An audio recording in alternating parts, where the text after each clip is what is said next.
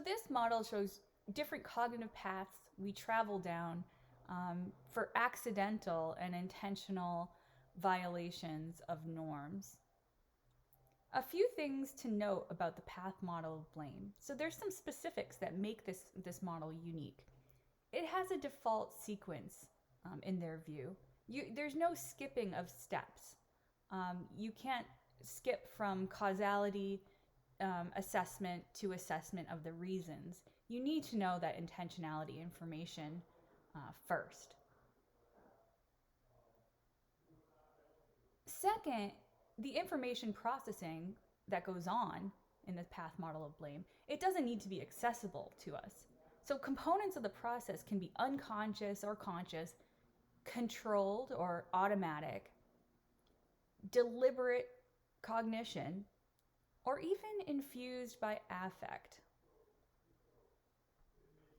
So their model allows for a pretty flexible understanding of the kinds of information processing involved.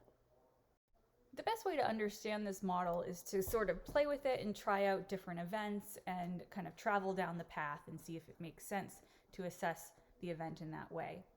When you start thinking about events, though, you might be thinking, well, what constitutes an event for this model? For them, event detections are simple. Event detection is just a simple and rapid process.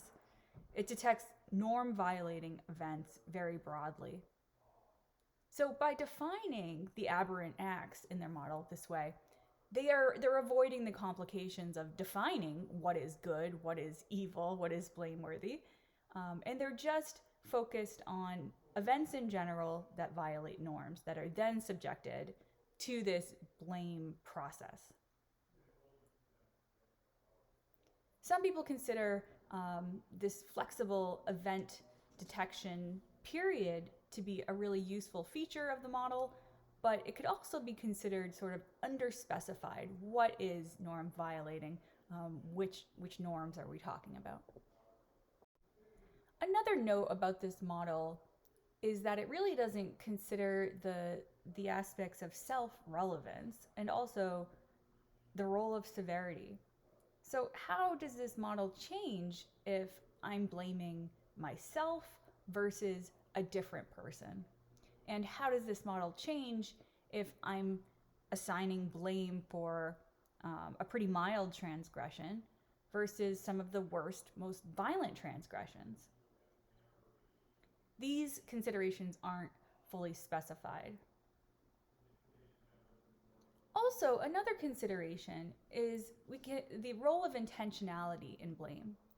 So whether intentionality is there or not, the same end is possible, degrees of blame. So an accident, an unintentional norm violation, or an intentional norm violation can actually both lead to degrees of blame being assigned. It's worth considering how this actually works in human behavior and whether it's adaptive or something we should consider an error of the cognition that brings about blame. This isn't discussed yet in their model, but is worth thinking about, considering unintentional and intentional events can both lead to the same outcome in moral judgment. In the end, we're ascribing blame to a person, usually, an agent, an individual. But in this model, the focus begins at the act. So this focus on the act and the person might suggest a sort of hybrid model. Yet, Malley and colleagues actually state that they present a person-centered model of moral judgment. But when we compare this account of blame with Ullman's focus on character and moral judgment earlier, this seems like a very different kind of person focus, really focused in on social cognition. Next, it's important to take some time to try this model out and think, do you use this model? What are some examples of transgressions that you think are relevant to this kind of cognitive processing? And when do you think this model would fail and not accurately represent how you or other people morally judge each other or assign blame? One area of considerations that might make you think of some ways that the path model of blame could be kind of questionable in real life. That area is public social blame and how it unfolds in really contentious ways, and not in ways that suggest social regulation or order in particular. Ideologically motivated blame. How do we square that with the path model of blame, which is serving the social regulation function of blame, according to Malley and colleagues? One possibility is that blame at the societal level works differently. Social scolding of public figures, for example, might follow the path model at a fine-grained level. Roughly, people gather evidence to establish causality, intentionality, the presence of reasons, and to blame. It just might appear more like a battle than a regulatory application of principles or policies, because people understand causation and intentionality differently. Different ideological interpretations of causation and intentionality may exist. If intentionality and causation, these non-moral judgments, are affected by our moral intuitions, then they're likely affected by ideological and political factors. So you can try out the path model on social shaming and that sort of blame and see how it emerges, if it does. It's important to note that this is just a theory.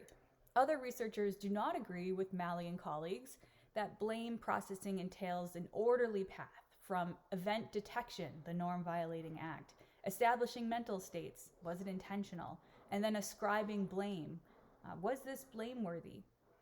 And they don't think that it should occur for discrete events in isolation, or that the explanation that it does, it's just not accurate in other people's views. Other theories, they claim that moral judgment is more likely driven by global assessments that we make before we even know about a person's specific behaviors and the various characteristics of the event. So just like character assessments regarding whether a person's good or bad are more likely to taint these putatively non-moral assessments of causality and intentionality and influence our ability to analyze events at all, and then eventually ascribe blame. To summarize, research continues to show that moral judgments are shaped by non-moral judgments. So it's widely considered the case that people assess blame by assessing causation and intentionality, but there's also a lot of evidence that these non-moral judgments of causation and intentionality and others are skewed by the moral relevance of outcomes. We know that people infer crucial information, for example, information that causes us to make decisions about hiring, criminal justice, from extremely sparse data. These inferences are called character judgments, and recent research suggests they're pretty unstable and they can be revised, unlike what you might assume. So taken together, the data indicates that people are multi-purpose moral judges of both the act and the person. Our next lecture goes further and covers the work of researchers Ryan Fisk, who proposed that moral judgment actually extends beyond a person and their act, and it functions primarily to regulate relationships between people. So if you've been wondering where's the social context in these theories, You'll hear one way that it has been addressed in research on moral judgment next.